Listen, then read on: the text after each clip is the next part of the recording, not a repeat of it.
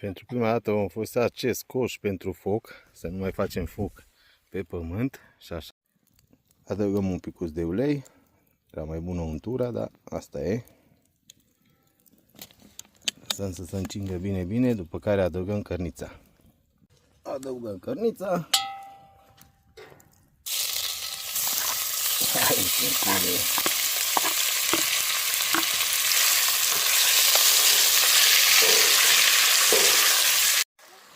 Între timp am pus și cârnăciorii, lăsăm să se mai frigă.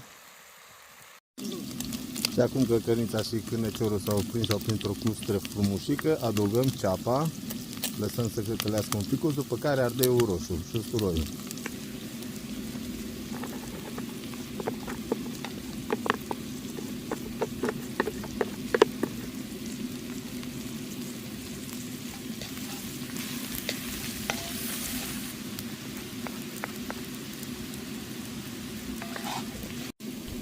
Vom adăuga apă până să acoperim cărnița, după care vom lăsa la foc lent o 40 de minute.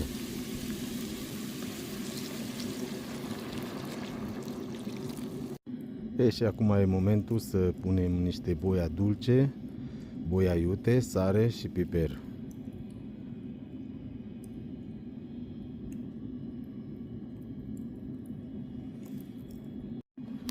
Am pus capacul, lăsăm să fiarbă încet, o 40 de minute, urmărim să nu rămânem fără lichid.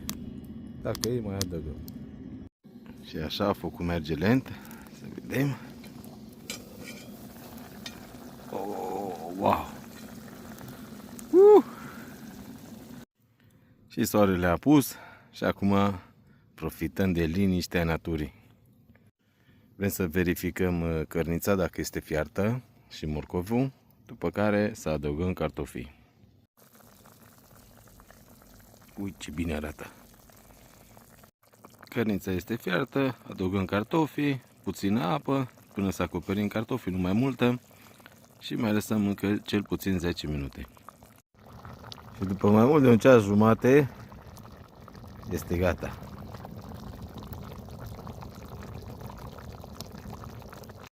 Și cam așa ceva a ieșit, superb!